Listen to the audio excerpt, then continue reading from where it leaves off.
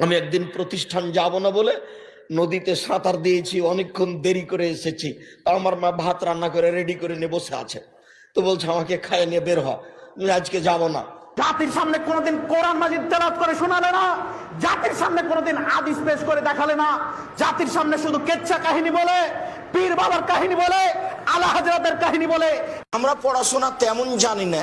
আমি বলে যাচ্ছি তুমি অশিক্ষিত, তুমি বর্বর, তুমি অশিক্ষিত, তুমি বর্বর। তো আমি খেতে বসেছি, যখন বারবার বলছে যেতে হবে, তখন আমি বলছি ভাত খাবো না। বলে খাইস না। জাতির সামনে কোনোদিন হাদিস পেশ করে দেখালে না, জাতির সামনে শুধু কেচ্ছা কাহিনী বলে, পীর বাবার কাহিনী বলে। আমি বলে যাচ্ছি তুমি অশিক্ষিত, তুমি বর্বর, তুমি অশিক্ষিত, তুমি বর্বর। শেখ আব্দুর রাজ্জাক বিন ইউসুফ সাহেব উনি শুয়ে আছেন, আর এক লোক গিয়ে ওই মাথার কাছে গিয়ে শেখ আব্দুর রাজ্জাকের মাথা লাড়ছে আর গাও লাড়তেছে। জাতির সামনে কোনোদিন কোরআন মাজিদ তেলাওয়াত করে শোনালে না, জাতির সামনে কোনোদিন হাদিস পেশ করে দেখালে না, জাতির সামনে শুধু কেচ্ছা কাহিনী বলে। কোরআন হাদিস জানি না, যা জানি তা মানি না। তুমি নিজেকে শিক্ষিত মানুষ মনে করো, ভুল হিসাব।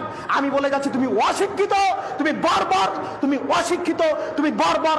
জাকির নায়েক যখন WBCS পরীক্ষা তিনি যখন মেডিকেল ডক্টর পাশ করলেন, 2 বছর তিনি চাকরি করেছেন ডাক্তার হিসাবে।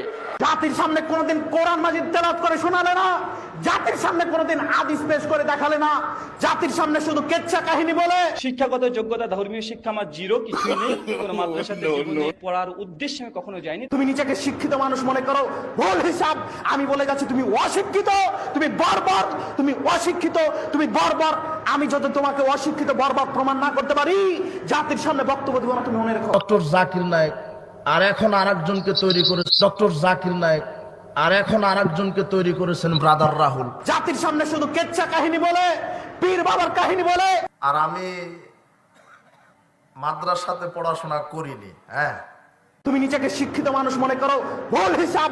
আমি বলে যাচ্ছি তুমি অশিক্ষিত, তুমি বর্বর, তুমি অশিক্ষিত, তুমি বর্বর।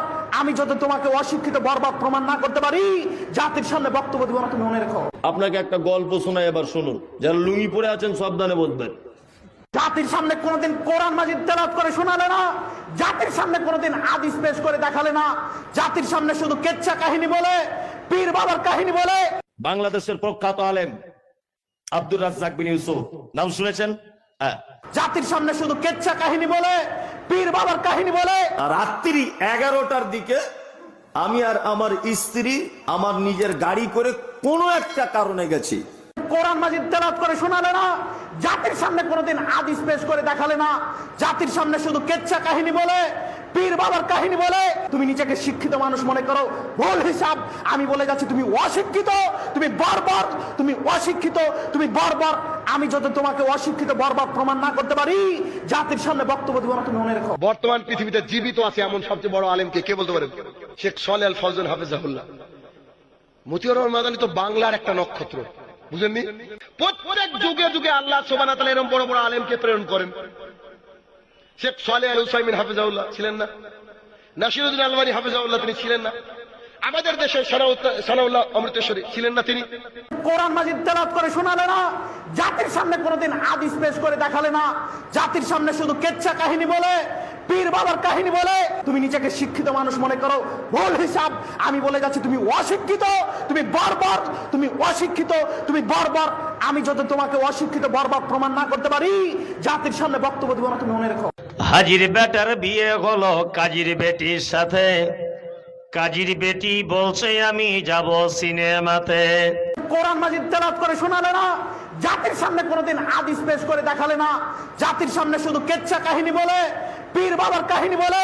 তুমি নিজেকে শিক্ষিত মানুষ মনে করো, ভুল হিসাব।